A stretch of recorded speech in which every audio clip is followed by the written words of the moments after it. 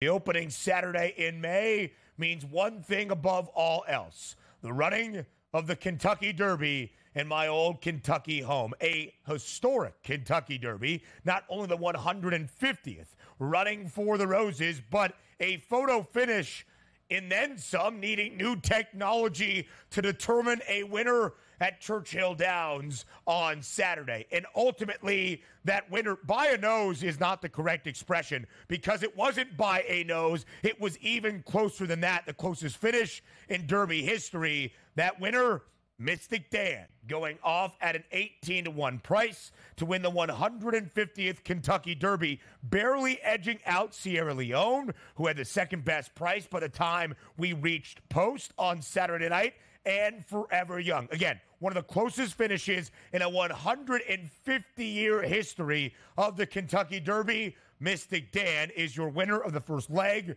of the Triple Crown.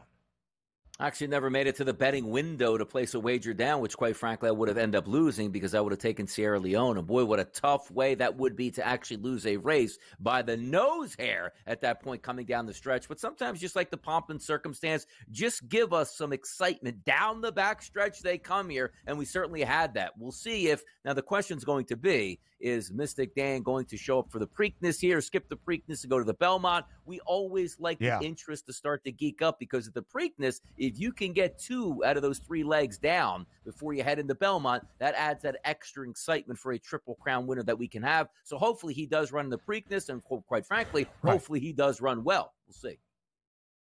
Yep, that's always the intrigue for a Triple Crown over the summer months. Will we see the winner of the Kentucky Derby? If not favored to win the Derby, do they go to the Preakness and then into Belmont, where we have excitement, hopefully, by the time we reach that third and final leg out on Long Island for a potential Triple Crown? Still an impressive feat in all of sports. I had so many Derby bets on Saturday. Not one, not an exacta, not a trifecta, not a win, place, or show included Mystic Dan. Dang, you hate to see that with all the investment on the FanDuel Sportsbook.